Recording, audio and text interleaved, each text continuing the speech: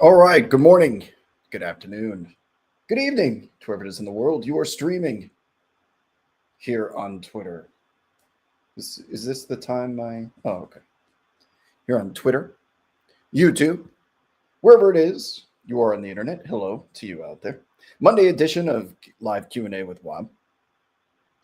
Let me pull up your guys' comments so I can actually do a question and answer segment here on today's show. That'd be nice. Heaven forbid technology actually works well. We know the microphone has had problems in the past, but we have solved that. We're sitting inside today because it's a little chilly, as well as windy outside. So you get me in the bedroom, but there is decent lighting. So as we welcome in everyone to today's show, hope everyone's having a happy holiday, whatever you celebrate, wherever you are. It does not stop around here. Just because it's between Christmas and New Year's, most people have off. The NBA doesn't stop playing games. There's 11 on the slate tonight. Planes don't stop flying. I'm going back to Los Angeles this evening, so I'm going to be a little tardy with my Knicks post-game video, but life goes on. You know what I'm trying to segue with this as the opening was, I assume everybody that's going to be joining the show saw Draymond Green's comments about playing on Christmas, and I'm curious as to how people perceive not only the messenger, but the message. Let me say, first of all, what's happening, everyone? Good to see you, Helwick. King De La Hose in the chat. Give you all a couple of minutes to hit that say something button at the bottom of the screen if you'd like to partake in today's show. But first of all, would you guys agree that there has never been, there's been one net positive podcast from an active player in the league, meaning doing a podcast has actually been beneficial for either their marketing, their reputation, their performance on the floor?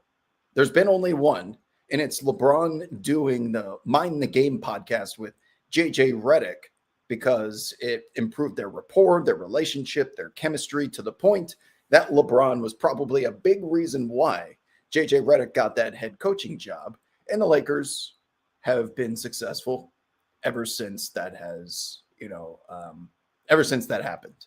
That's the one time. What's up, SM Highlights in the chat saying the hoops have been good lately. The hoops have been pretty damn decent, especially this weekend. This weekend, it's unfortunate that the NFL was playing games, college football here in America was doing bowl games, because there were some testy, competitive regular season games in the NBA that most people just don't pay much mind to unless something ridiculous happens. And it did, with the unwritten rules of basketball being broken by Giannis Antetokounmpo, as well as multiple times in the Suns-Pelicans game, which has been a rivalry for quite some time. So I think we alluded to that on Friday's show, and I do want to get to that at some point, but I don't want to get too far from the main topic, which is seeking feedback on what y'all thought about these Draymond comments that playing on Christmas Day effing sucks. Now, the message itself is understandable because players aren't able to spend that special holiday time with their families. You understand where he's coming from, but I thought the message was delivered in a way that no one is going to be willing to listen to the full 2-minute explanation after they hear him complaining about being honored with the privilege of playing on the NBA's most desirable showcase of talent, which has always been Christmas Day, at least in regards to the regular season. So you have a veteran player, multiple time champion, and eventual Hall of Famer coming out and saying playing on Christmas sucks. It effing sucks. Now you have this. You have players who don't want to participate in All-Star Weekend. They would be on the first flight to Cancun, to Cabo, to the Bahamas if they could. But instead, we're stuck here having to do these obligations for an exhibition game and weekend, right? We can sense they are growing apathetic towards participating in these events. And now Draymond brings up the most precious of assets in Christmas Day, in that we don't want to play on Christmas Day. When I say we, I'm speaking for him because he's saying, I think it sucks. I think it effing sucks. I don't know why. I'm used to doing radio where I can't curse. It fucking sucks is what he says. And it was on his podcast, and I wasn't able to play it on the radio today because it goes on for like 2+ minutes, and podcasts are more of a rambling medium as opposed to the concise requirements of traditional radio. So you have a guy now that's complaining that I can't be with my family, got to go to work. And now you're going to have, I know what the response to this is going to be. Even if it wasn't Draymond, if it was just said in a vacuum, detractors to the NBA are going to say, man, you are getting paid $25 million to play basketball. Show up and don't complain, especially when you're honored with being selected to play on Christmas Day. You can do your Christmas presents in the morning. You have all of Christmas Eve off. What are you complaining about? That's what the detractors would say. Now, it's also, you can be humane and understand that I would much rather be with my family than be out here competing, because people care about their families. It's the utmost priority in their lives. I can't relate to that because I don't have kids myself, but I can see where he's coming from. But when the message is delivered the way that it was from the messenger whom it was, people are automatically just going to take the opposite side because of the face that's on the screen. So now they're going to spin this into a narrative that players don't even care about Christmas Day. You didn't think NBA players cared before this? Now they really don't fucking care. So I guess there's a solution here. If Draymond Green in the Players Association is willing to take a universal 10% pay cut, we'll just get rid of games on Christmas Day. 10% of 25 million is 2.5 million. That's how much these Christmas Day properties mean to ABC, Disney, ESPN, that are paying bazillions of dollars to have the rights to this, to sell advertising on top of it. And of course, it's an obligation to 10 teams that they be present for these particular competitions that day. And it's unfortunate that they can't be with their families sitting in front of a fire and watching movies and just having good family time. But they're not the only ones. Basketball players are not the only people working on this day. I can guarantee, sorry I'm rambling here, but this is obviously going to be a topic, and I'm trying to get out in front of it because I know when the mainstream sports fan picks up on this, I can guarantee what's going to be said. This is why I don't watch the NBA anymore. That will be every single comment, every single quote tweet possible. So when this happens, now we have to have the combo. And that's what I'm attempting to do now. I lost my train of thought a little bit, but just give me a second, because I think it's important for players to care about Christmas Day. Not just because they are compensated well to do so, but those same detractors that are like, man, I am digging ditches on Christmas Day to be able to put food on the table for my families. They're not going to want to hear from someone making 1,000 times their daily wage when they have the financial resources and means to compensate that time that was lost, that void of time. Now, there's one precious asset on this planet, and it is time. No matter how rich or how poor you are, it still moves as quickly for all of us. So even money can't buy additional time unless you think of it from a perspective or lens of improving your health and lasting longer on this planet. But I thought the way that was delivered may end up doing some damage to the perception surrounding the NBA, and that these guys don't care. And that's where we come full circle on this, because we spent a weekend of watching games where it sure looked like they cared in New Orleans at the Smoothie King Center between the Suns and Pelicans, throwing punches at each other, treating the last 5 to 6 seconds of a game like it was life or death.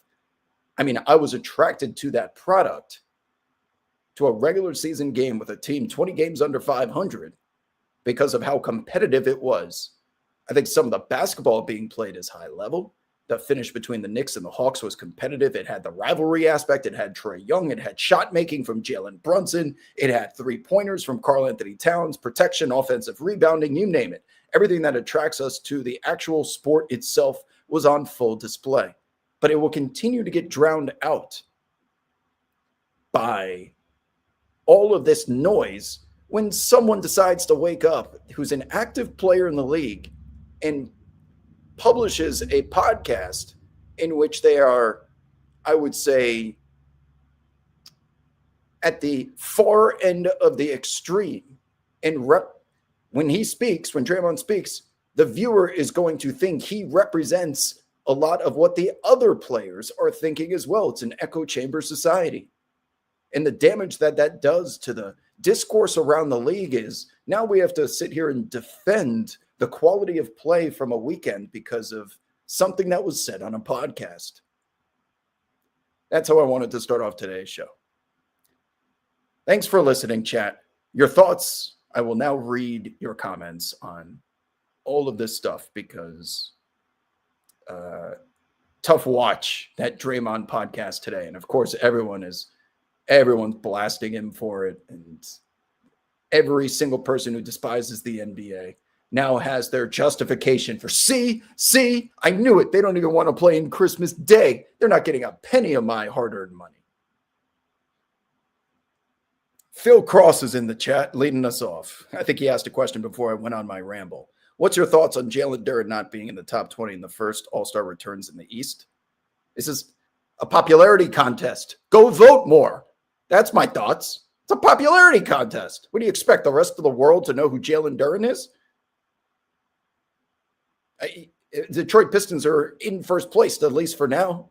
Go out there and represent the team that you support by spending time voting if it means that much to you. The All-Star vote only counts for so much. It's not 100% of the starters. Go out there and vote more.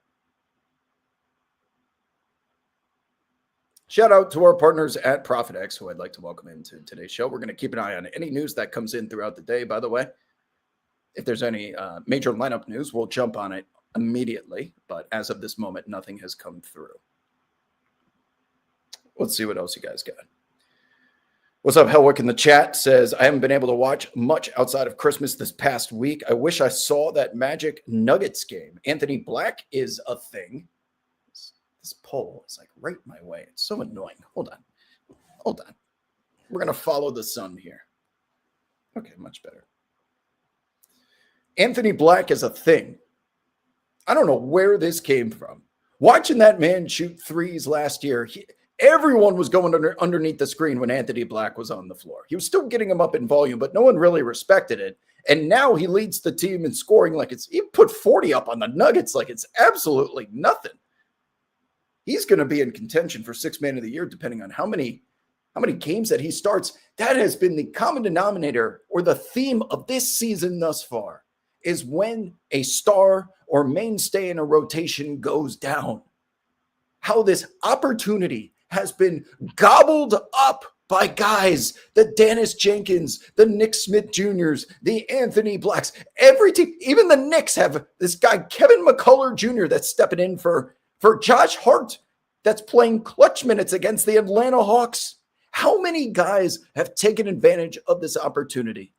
And my partner on the radio, Antonio Daniels, says it best. Just because guys don't play doesn't mean they can't play. You do not make an NBA roster unless you are unanimously, undoubtedly, the best player in the gym in the entire state. You don't even get looked at.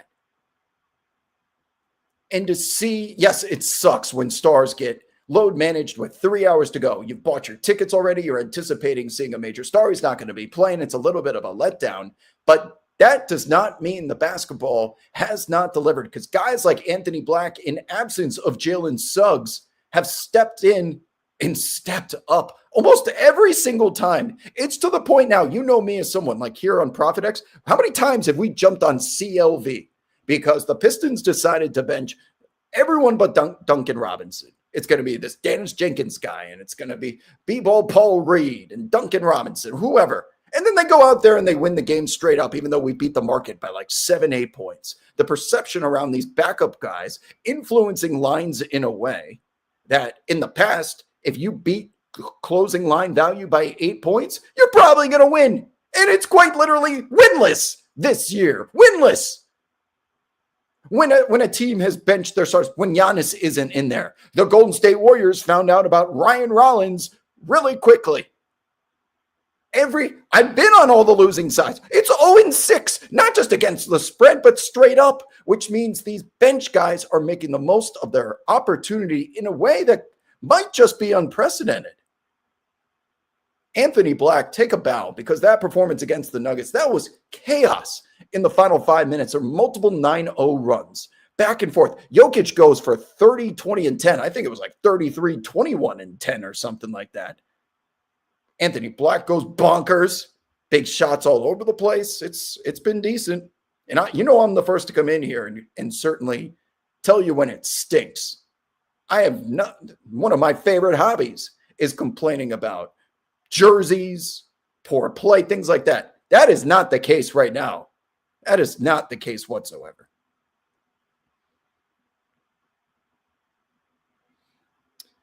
Steve says De'Aaron Fox was saying the exact opposite stuff as Draymond, how he always wanted to play on Christmas. And that's the problem here, is that Draymond does not represent everyone else in the NBA. But fans are going to think that he does, because if he says it, then there has to be some truth. Someone else also is in that fraternity. When for the most part, we do hear from players that they look forward to this. Steph Curry brought his family to the game. We saw him go up there as they were just beating the Dallas Mavericks in the final seconds. They got to share that in person. I'm sure there's other players who pay for tickets to get their family to the game. This is something special. You get to watch your kid, you get to watch your uncle, you get to watch your nephew play on an NBA floor during Christmas Day. What an honor. You're totally entitled and encouraged to have that opinion. And you can also have the opinion of, well, I had to show up to shoot around. Then I had to get ready 3 hours before the game starts. Then we play the game. Then I got to do the post-game press conference. And by the time I get back home, we got a couple of hours before we're back on a plane and traveling because we have a back-to-back tomorrow, or, you have limited time with your family. That's understandable. I get it.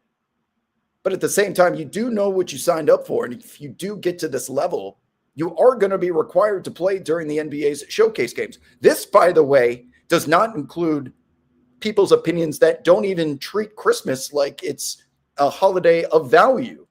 There are plenty of people on this planet that prioritize things like, I don't know, it's not the same time, obviously, because like Hanukkah would be the best example of it. But I'm just thinking of a Yom Kippur, a Ramadan, other religions. I'm not familiar with what goes on in Hinduism and things like that, but they probably treat their own calendar a little bit differently than we do in the United States with Christmas. And they're sitting there saying, like, that holiday is the one that you're making a fuss about. They just don't see it the same way because they come from different experiences and backgrounds. I thought that was a very short-sighted way of delivering a message, which would have been completely acceptable conversation, if not just kind of radically delivered, I guess is the proper term. I just didn't like the way that it was presented. It was tone deaf. And now as a result, it's not even worth having a conversation on the internet because you know the way that this is going to go. Jesus. This guy's name is Gobert to China. Okay, so that you must not like Rudy Gobert. Who's the best fit for the Wolves and you're a Wolves fan? How can you say your screen name is Gobert to China when Rudy Gobert is leading the NBA in defensive rim protection percentage? Meaning teams shoot the poorest when Rudy Gobert is protecting the rim. And it's still Gobert to China? Who's the best fit for the Wolves as a trade target? It is not Trae Young. Trae Young is going to get traded. That is a personal opinion. It is not reporting. I think he's going to get traded. The best target for Minnesota would be James Harden. Now, with the Clippers winning games, The Clippers on a 4-game winning streak. Kawhi Leonard going bonkers, berserk last night with hardly anyone watching because of Sunday Night Football and the Lakers on concurrently. 55 points in one of the most ethical displays of basketball that you will see. I don't think they're going to be in any mood to trade James Harden because we can't rebuild. We don't have our pick. But that would be my target if I'm Minnesota, and you certainly have the assets to pull that off. Jacobs in the chat says NBA Christmas blew away the NFL and it wasn't even close. So the NFL is approaching, and just again, my opinion here, I think the NFL is approaching some of the same capitalism drawbacks that anything that is successful will encounter at some point. When you have a very popular product and you monetize it, you want to create more quantity of it because there are plenty of buyers. And when you start putting games on every single day of the week, including Christmas, the quality of the game goes down, the product gets saturated, and people just naturally grow apathetic because I've got football fatigue from watching it every single day of the week. That has never been the business model of that particular sport. They don't play 82 games. They don't play 162 like baseball. They play 17 to 18. Colleges, depending on how far you go, 12 to 15 to 16 or something like that. The NFL putting games on Wednesday night, Thursday night, Black Friday, Saturday on top of college football nonetheless. They're diluting the sport of American football, not just the NFL, because now football fans have a decision to make in what they want to watch and prioritize with their eyeballs. Yes, you could have multiple screens on at once, but you can't like make your eyes go separate ways and pay equal attention. You're going to be back and forth. The NBA has done this in regards to branding, jerseys, and merchandising, that they just flood the market with different artwork, different logos, different courts, different uniforms, that you've heard me complain that any sort of tradition and branding has been lost. How do you expect a mainstream sports fan to view the product and say, oh, that's the Charlotte Hornets, when they're wearing like orange and yellow? When the Orlando Magic wore orange and gray because of Orange County and their city editions.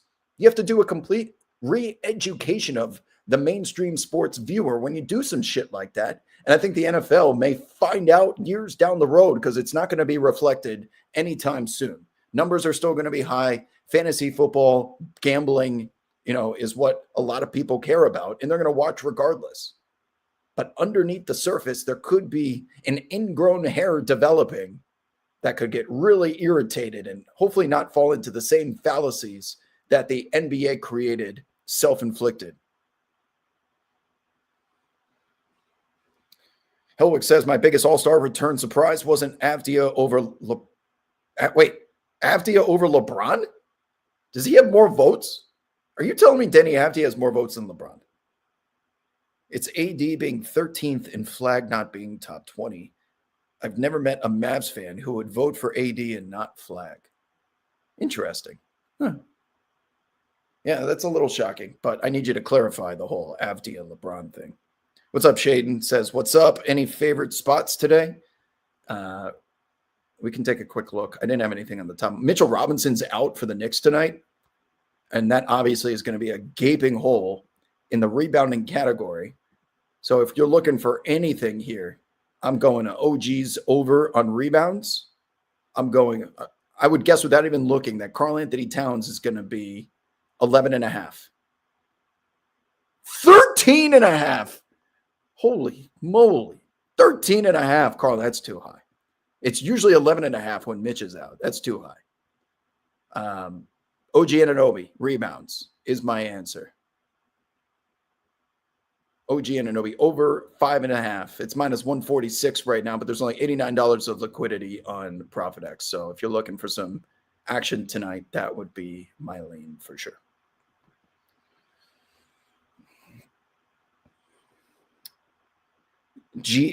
Thomas says not chosen. Can you clarify what you were responding to? Sorry, lost the context of what that was in response to. Regarding your branding thing, the Nuggets Christmas crowd was the best example of this. Excellent packed crowd, but you can't even tell what their colors are by a crowd shot. Didn't they? Wait, when did they do the Taco Bell giveaway promotion? Did they do that Christmas Day? Because they were making fun of like it tastes as good as a taco or better than a taco or better than a quesarito. Some whatever that message was. Sorry, I'm moving with the sun here, people. Give me a minute. Go look at the returns. Avdia is 7th. LeBron is 9th. What? I'm looking this up right now. NBA All-Star voting returns. Let's see.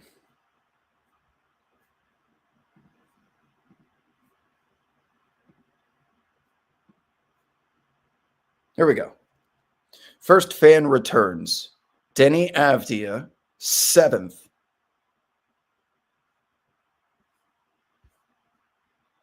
Denny Avdia, 7th, 606,000. LeBron James, 9th, 536,000. Well, that certainly speaks to a fan base which is getting out and voting. This is a popularity contest. I'm not surprised by this because I've seen Zaza Pachulia almost get into the All-Star game because he got an entire country to vote for him. And I have to think Denny Avdia has something similar going on here. Luka, number 1, not a surprise. Jokic, number 2, not a surprise. Steph over 1 million, not surprised. Shea, 4th, okay. Honestly, I thought just looking at this, Wemby would have been higher than Shea. Maybe even higher than Jokic, just because of Wemby's popularity. Same with Anthony Edwards. But yeah, the big one's LeBron. Maybe even his fans are just like, all right, let's get this over with.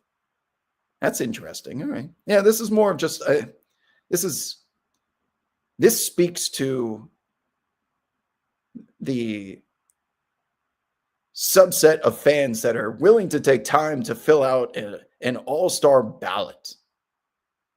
I don't know if they represent the NBA fan base as a whole, but this is the super obsessive, diehard fans that go out of their way to take time and vote.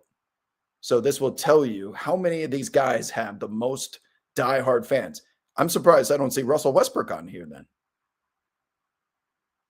Because he still has one of the most rabid fan bases. I'm surprised Westbrook couldn't find a way to get 200,000 of his fans to put him in the top 12.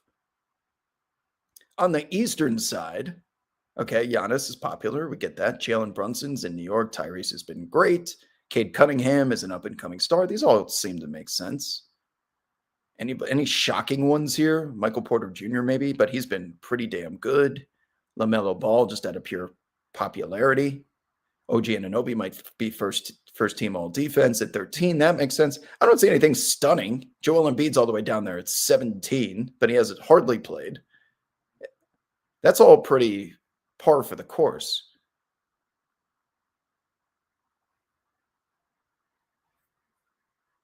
Anyway, it's an interesting case study because it's about popularity, right? That's it. What else on your guys' mind? Oh, Keontae. A good point. Where's Keontae? How do you not have Keontae George on here? Considering how rabid the Western Conference fan base is. I don't see him anywhere. Yeah, Utah Jazz fans, they packed that building every single night.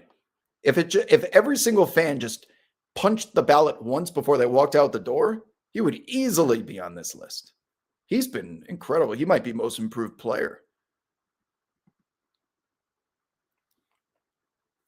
Ban fan voting, says Carly.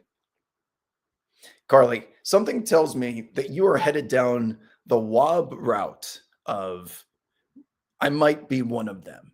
Like you are accepting of boomerhood. Are you going to turn into one of those? Back in my day when the NBA was great, that's my favorite hobby nowadays. Are you going to become one of those people? The sanctity of wearing white uniforms at home, The way that the game used to be played, it was so great. It's so much fun. It's so fun to be one of those because there's always something to pick on. But you can also be appreciative of the game today. I like to do that, but you know me, I'm a 90s guy. I think life was the planet was at its peak in 1999.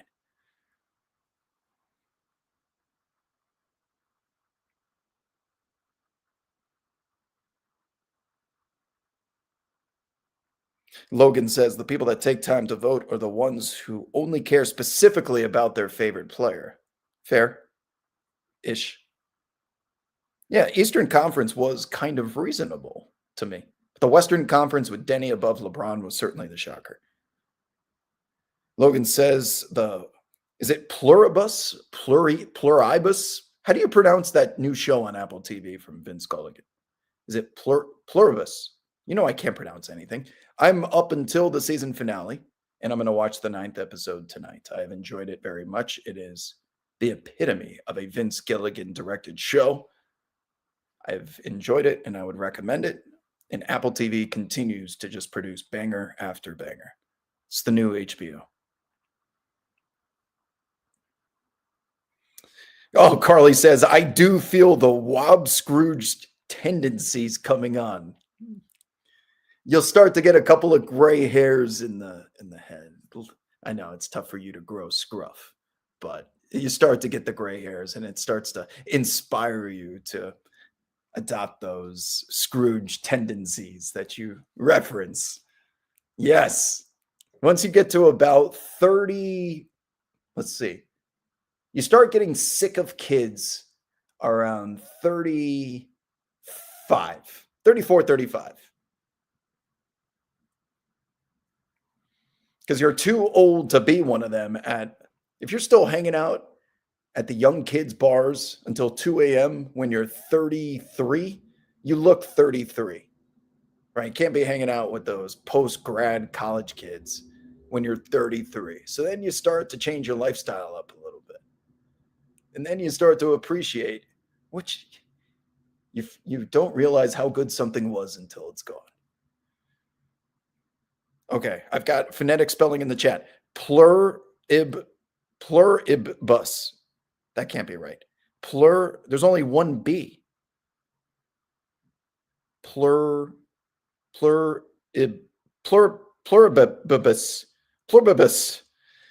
We'll work on it. We'll workshop it. 4 out of 5 Christmas teams wore white at home. They did it for you. I was very well aware. Those uniforms so the Knicks had their traditional home whites on, and the Cavs had their throwback mid-2000s navy blues on. That was gorgeous. Gorgeous. If you know how all of the world's problems, all of the wars going on, socio-economical, everyone is trying to make ends meet to pay rent, all of that would go away if the NBA would simply force the home teams to wear white uniforms once again, consistently. I'm telling you, the world would be righted.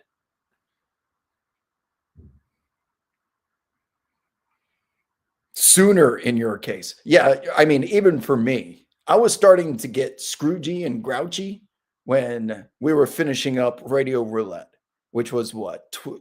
I was 30. Okay, so 36, 35. Was I? No, I wasn't there. I wasn't there at 30. I was still going out being a kid at 30. 32, 34. Yeah, I'd say 34, 35 is an acceptable time to start kids these days. Acceptable time for you to start providing unsolicited advice and criticism of the younger generation. And it gets a little fun. It does get fun once you fully embrace it. You are definitely a candidate for that, Carly. When you're fully ready to commit, I will give you a free crash course and consultation on how to properly be a boomer grouch. No, one thing I will never do, Logan, is I'll never be an early to bed guy. I've been a night owl my entire life. I will always, just because the NBA is on so late too that it's difficult to get to sleep before 1 a.m. like ever.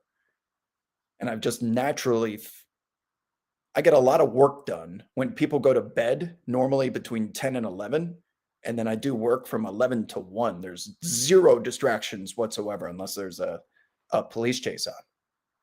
Zero distractions. It's my most efficient time. So I enjoy being up then. And I'm definitely not a morning person. Ugh. What is wrong with you people who wake up and like go to the gym at 5 a.m. before work? I'm sleeping in every minute that I possibly can.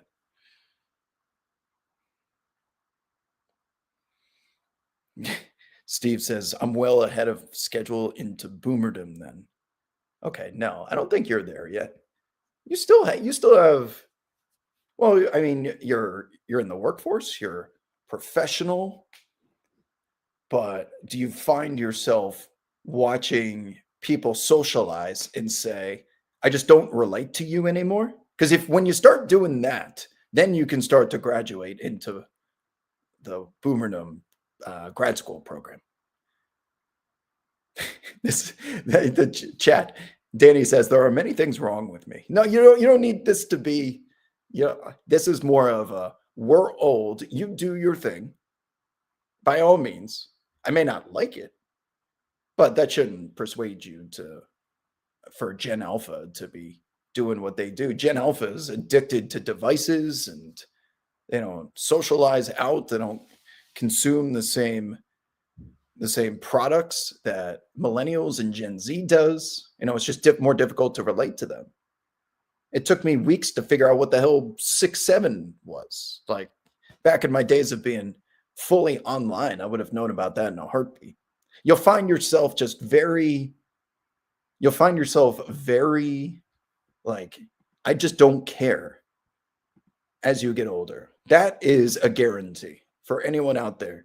Your apathy towards life in general will grow and be expedited. Absolutely. You just stop caring.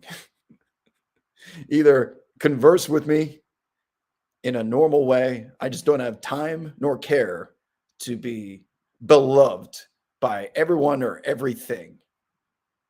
You start prioritizing things in your life that mean the most to you, whether that's friends and family, job, your dog. Like those are the things that you actually care about, and everything else is expendable. That's part of graduating to boomerdom. It's not some grim your body starts to hurt. It's tough to get out of bed sometimes. Your back will just cramp up on you for no reason. All your little injuries that you had in your 20s start to hurt more. That's the bad part.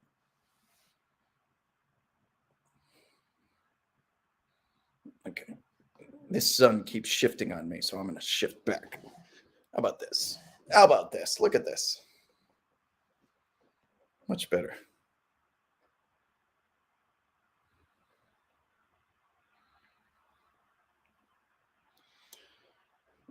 I watched Columbo at the age of 26. I already lost myself. This is a safe place. Let it all out. Oh, no. You went to the boot? Steve says, I felt that old at the boot after Tulane won the conference title. Left in 30. The boot? That place lets in teenagers. That's an anomaly, that place, Steve. And I'm sure it's the same. It's meant for underage frat kids that want to go out to a bar. They're going to be like half of my age at a place like that. No, you need to be going to Cooter Brown's. Did you go to Lucy's downtown? Like there's other places to go. That is the most college bar ever.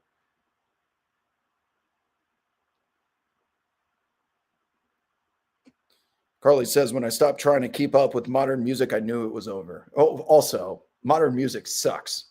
And I'm not just saying that as a boomer. Name me the last time a song has taken over monoculture and gotten all generations to just,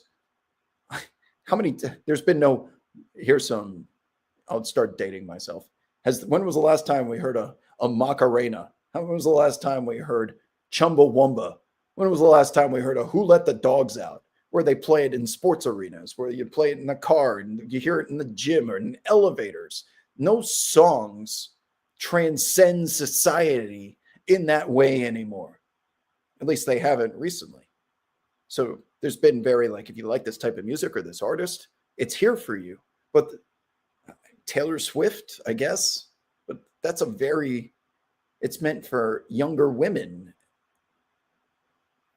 That's her audience. She's not pulling in like 65-year-old men showing up to watch Michael Jackson the same way a teenage girl would, right? We haven't had a star transcend society like that, partly because all of our media is fractured nowadays. It's all tailored to your interests. But yes, music, right there with you. Do I have anything planned New Year's Eve after the games are done? I do. So I have some friends coming in that went to Indiana, and they're getting in the night of New Year's Eve. So just standard, hopefully low key New Year's Eve shenanigans, and then we're going to the Rose Bowl the next day. Now, there's a blessing and a curse. The curse is it's supposed to rain, which is not great, especially if you're going to be outside in a very old football stadium that is as far away from me in Los Angeles as it possibly gets. 25 miles in Los Angeles might as well need a passport. Okay, so it's going to take forever to get to.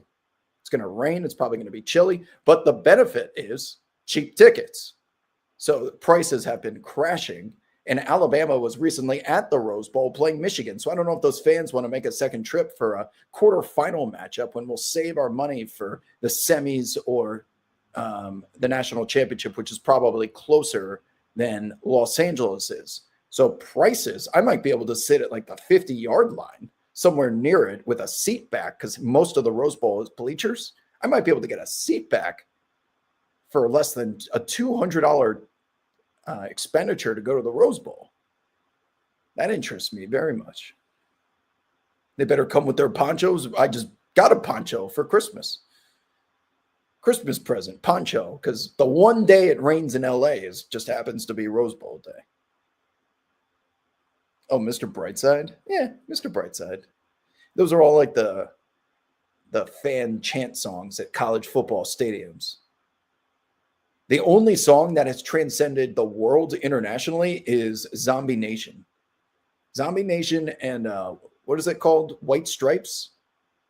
Dum, dum, dum, dum, dum, dum. You hear that in Zombie Nation in arenas across Europe, Asia, Africa, Australia, those two songs.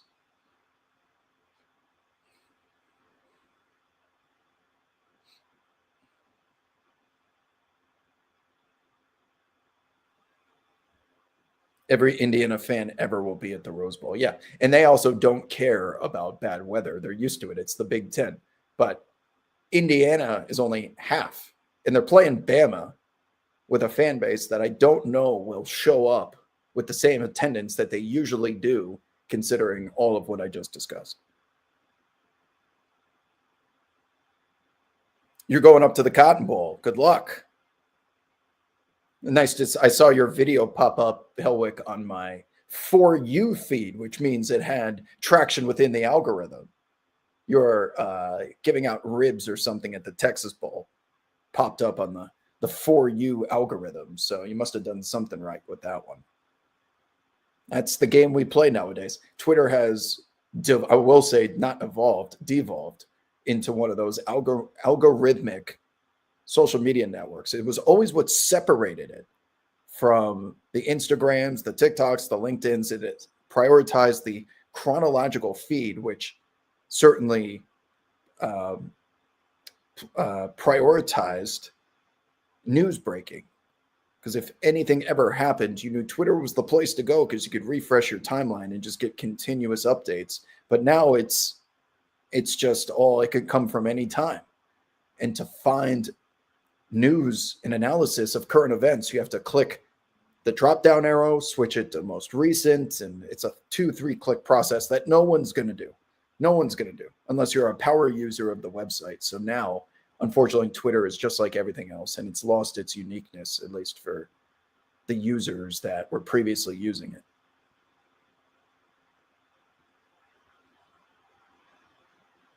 it. It's so Logan says it's so insane to imagine life on Twitter before the blue checks. You mean like when there was limited blue checks back when blue checks actually mattered? There were very few to go around in the mid 2010s. That is not a boomer rant about algorithms. Algorithms, in my opinion, have never been beneficial. They're only beneficial for bottom line engagement, not quality of engagement. Real A-list celebrities used to post on here, no management teams or PR crap. Yeah. I mean, again, this is late stage capitalism. When something becomes extremely successful, money gets poured into it. Now there's opportunity. So the quality of the posting goes down. I remember when Justin Bieber was taking selfies from Runyon Canyon, and he was one of the few celebrities in the early 2010s on Twitter. He was just like, take a selfie. I'm here. Come hang out. It was just such a different world.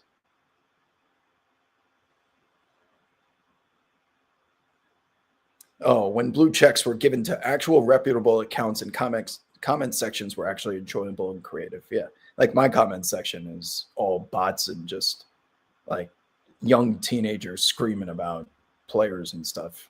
It's very difficult to but have nuanced conversation around a topic that you're interested in, because you really got to search and find the accounts that are willing to engage. I just don't think exists at scale anymore on Twitter. Cam Porter Jr. in the chat says, hey, am I Unk? Every time I see UNC, I think of UNC Tar Heels. So why is it Unk and not Uncle? Is that a new term? Hey, Unk, curious on your take on the Nuggets rainbow jerseys. Us here in Denver love them, but want the opinion of an outside jersey connoisseur. I think they're fantastic. It's probably the best city edition uniforms from this season outside of the Miami Vice. The problem is they wear them only at home, because the court, when they wear the city edition uniforms, they have a corresponding court with it. And the court is gorgeous too. It's the antithesis for the better of last year's 5280, which is the dumbest branding in the world. They went back to the rainbow skyline, which was the uniforms, the Matumbos from the late 90s. I totally get the branding there. It is nostalgic for my age group. It looks good for someone that doesn't feel that nostalgia. I think it checks a lot of boxes, but they're away uniforms. They're navy blue, and then they wear those at home. See, the other team always has to wear white. That is stupid. That nullifies all of the beautiful branding and creativity that was what is with these shadows? Oh, come under here. It's like a mustache. Look at this. Well, it looks like a face mask. If I sit right here, I'm trying to get the shadow. Okay. Blend in with my beard. And you know what? It darkens the beard too. Actually, now I kind of like it. Anyway, yes. One of the few city edition uniforms I actually like. And I wish they would wear them on the road and not at home.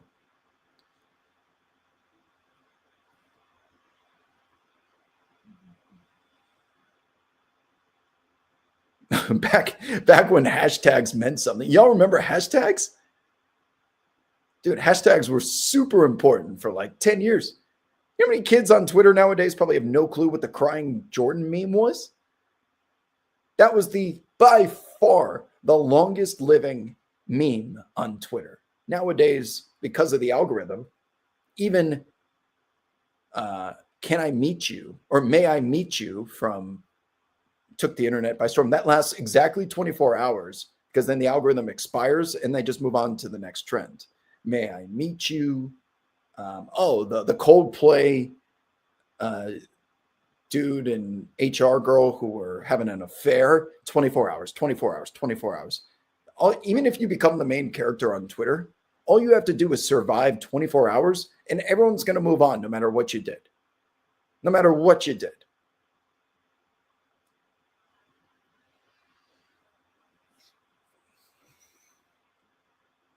Cam says, I was at the Taco Bell shirt game and hardly any fans put them on. Well, yeah, you don't feel the same pressure to do it for a Christmas Day game that they would during the playoffs. During the playoffs, though, it's like a necessity. But I think it was more of a giveaway, even though I thought it was pretty cool. Jacob says the Nuggets had some really tough losses recently, but are surviving without 3 starters. Can't wait to get Cam, Brown, and Gordon back. Yeah, I mean, it's nice.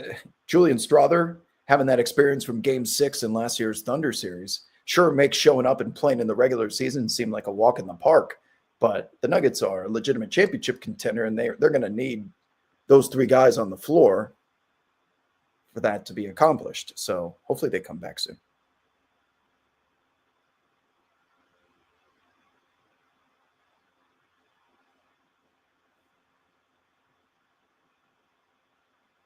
You guys are arguing about Unk in the chat. Unk to me was always like uncle. So does Unk have additional meaning than that? Uncle would imply someone that's older than you, kind of like your older brother, sort of, but much older and more of like a parent figure. I don't know.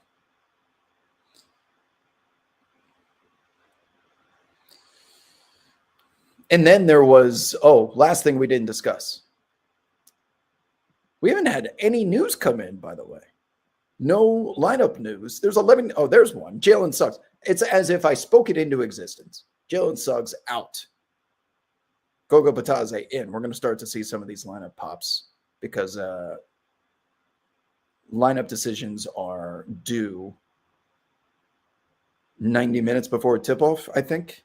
So you'll start to see a whole bunch of reports coming in here. Anyways, I'm curious to see what Anthony Black's over-under is.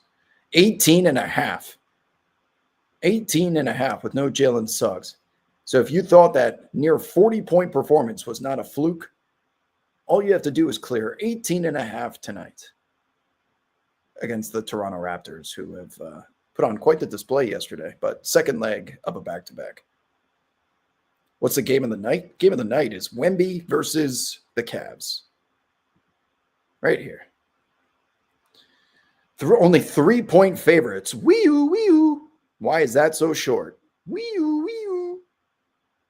Are we going to see an Evan Mobley game against Victor Wembanyama? Do they have the horses in the stable to be able to nullify all of those athletic advantages that Wemby possesses? Dylan Harper throwing down some dunks. Keldon Johnson, potentially 6th man of the year. Mitch Johnson in coach of the year talks. Don't see anything on here that jumps off the page to me. Damn, there's a lot of money on Garland. Wow. Look at that. $1,962 here of liquidity for Garland's under 17.5 at plus 106. Someone knows something? That is as much on a prop bet that I've seen in a minute. Because look, even Evan Mobley's only got 87 total dollars at this number. Donovan Mitchell, wow. Someone knows something, man. This smells like fish. This smells like fish, this game. Why is the line so short? Why is there so much action on a player prop under? Maybe someone at maybe so. What is this market over round? This percentage number shows how competitive the odds are. The closer to 100%, the better the odds. Oh, okay. Fair enough. Yeah, because it's almost a mirror. I get it. I get it. All right. Anything else, people?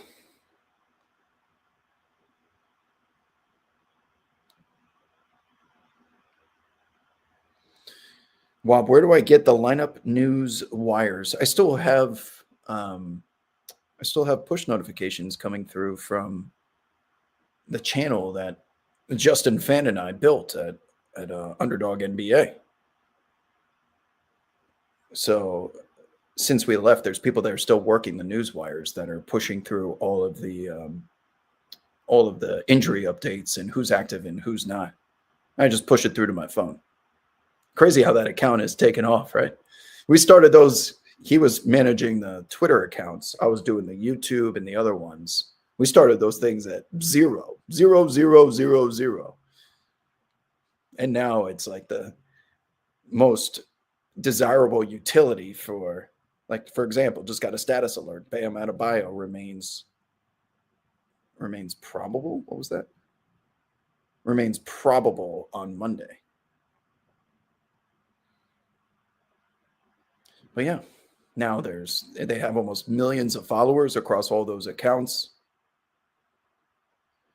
They can operate themselves, but it had to start somewhere. And Justin and his team certainly captained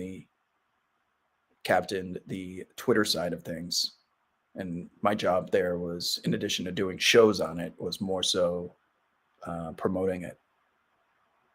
Because they were at Fantasy Labs for a while. Fantasy Labs NBA used to be the main source of all roster updates and news, and then tried to educate the world that the team responsible for creating this super useful utility is moving to Underdog NBA. And then the result of which is where it's at now, doing quite well. Good job to everyone involved. Is Fox going to play? So I'd imagine a minutes restriction, right? Because missing some time. I get it. But I don't know how that affects Darius Garland.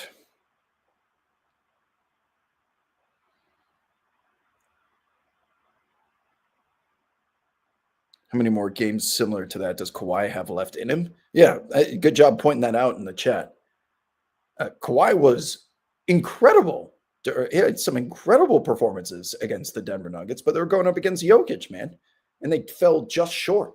Now, of course, they spiral out of control, crash and burn like the Clippers are famous for doing, and embarrassing game sevens. But Kawhi, for the most part, last year was very worthy of still being a top player in the world.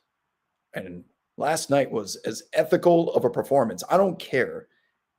I do not care how many free throws someone shoots in a game, because this is what the argument against an ethical hoops performance would be. The first thing they do, I don't even care what the highlights were. I don't care how the game went. I'm going straight to the box score and looking at free throws. And when you see that Kawhi attempted, what was it, like 14, 16, something like that, this dude was getting like put into the third row. These were not, there's a difference between actually getting fouled hard and seeking out contact and foul baiting. And it was evident last night. The Clippers weren't even running offense. It was just, Kawhi, give me the basketball. Everyone go away. I'm going to turn palm the ball face, go off the dribble, just bucket after bucket after bucket after bucket, pull up to the rack, pump fake, under, hezzy, you name it. He was just emptying the clip of basketball creativity in that third quarter. 51 points by the time that third period ended.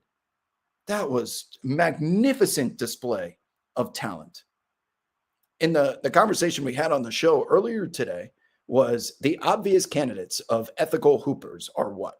Kyrie, Steph, Anthony Edwards, Kawhi Leonard. You know, I'm going to miss a couple.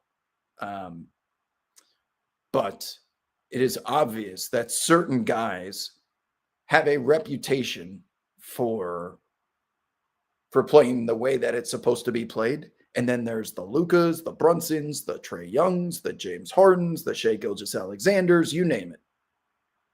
All those guys who are bending the rule book as far as it goes without breaking, manipulating referees, micromanagement of physicality just to get to the free throw line. They're playing the game within the game. They are perceived to be the unethical hoopers.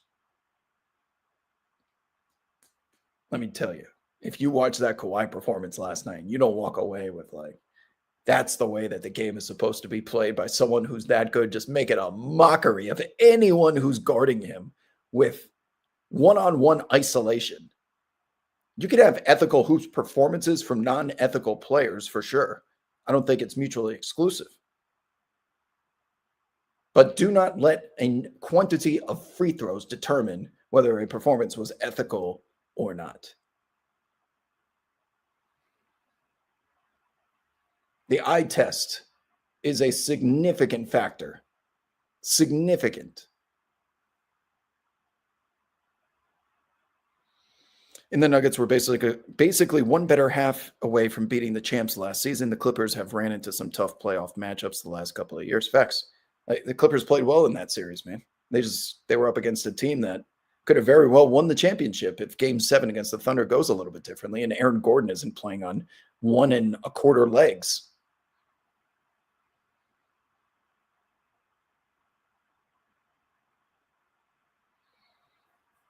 So there was that. The ethical hoops performance of the season from Kawhi. I love just mid-range ISO buckets. Oh, Kevin Durant, another example of an ethical hooper. Just mid-range. According to the analytics, anyone who's attempting inefficient shots in volume and making them, that's ethical, right? Where you don't care about what is most optimal from a numbers standpoint, from a pie chart standpoint, from a line graph. You just go out there and fucking hoop. You can tell with you know enough about the game when, like, I know what I saw, and that was one of them. That's what my takeaway from the Kawhi game was. That 55 points is a career high, as well as tying the franchise high with James Harden earlier this year. Ethical performance, I say. And then there was Giannis, of course, breaking the unwritten rules of basketball with the dunk. But then you hear his reasoning for doing it, and it's completely justified considering the Milwaukee Bucks are looking up in the Eastern Conference at the play-in tournament. He goes, if I don't do something like that and shake things up around here, half the guys in this locker room may not have jobs. They may get traded. They may get waived. They may not be in the NBA. I'm out here trying. We're up against it. Our lives are on the line. And if it takes me embarrassing the Chicago Bulls just a little bit, this isn't about you, it's about us. And I thought he did a very good job of articulating that during his post-game interview. And it changed my mind about everything that went down, and he kept doubling down on it. It's refreshing to see versus someone who gets offended, teams and players and fans who get offended. That was so disrespectful. We surrendered. Why are you continuing to emasculate us? It's not about you. And you go look at the Milwaukee's upcoming schedule. They have Washington, Charlotte again, and then Sacramento. And if they roll off a 5-game winning streak as a result, we're going to be looking back and pointing not at the schedule's difficulty, but this moment where Giannis was like, hey, fall into line, fix your bayonets, and let's go into the trenches. I'm ready. I'm not trying to get traded. I'm trying to save your ass, but I need you to reciprocate this energy. And I think Milwaukee will be there to hold the line considering the quality of opponent that they have coming up. And another thing about the unwritten rules of basketball, do you notice how they only apply to the NBA? Because there was a game last week between the UNC Tar Heels and the ECU Pirates. I don't blame any of you for not watching this, but I obviously keep my eye on Carolina stuff. It was a 40-point blowout, whatever. The most lit part of the game was the final 90 seconds where both benches were standing up, rooting for their walk-ons who were going at each other, not dribbling out the clock. They were out there performing. Why is it in college that it's almost encouraged to play to the final buzzer and through the final seconds? But in the NBA, you have to be respectful. And I don't know who came up with that or why that became a thing, but in college, they most certainly do not care about embarrassing a fan base or players, because that's an opportunity for guys to go out there and compete that normally don't get it. And it's fun to watch the benches, go back and forth like that. The little walk-ons getting celebrated by a top 5 pick in Caleb Wilson. There's something cool about that, but the NBA most certainly does not replicate. Jay-Z says, exactly. Helwick says, anything is fair game as long as there's time on the clock. It's a game. The Bulls soft for getting offended. Yeah, and I mean, it wasn't, we're going to run up on you and start a fight, but Vooch obviously had some words for Giannis, kind of defending the team's honor. Like, should have got back. I run back on defense and put him into the third row. You're allowed to do that too.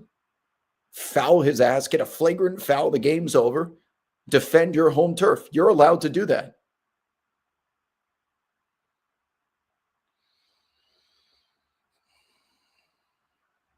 All right, friends. On that note, I do need to say goodbye and prepare to venture off to the airport here in the near future. Didn't get much news in regards to lineups tonight, despite an 11-game slate in the association. But the good news is I will be back on. Will I be back on Wednesday? Because it's New Year's Eve.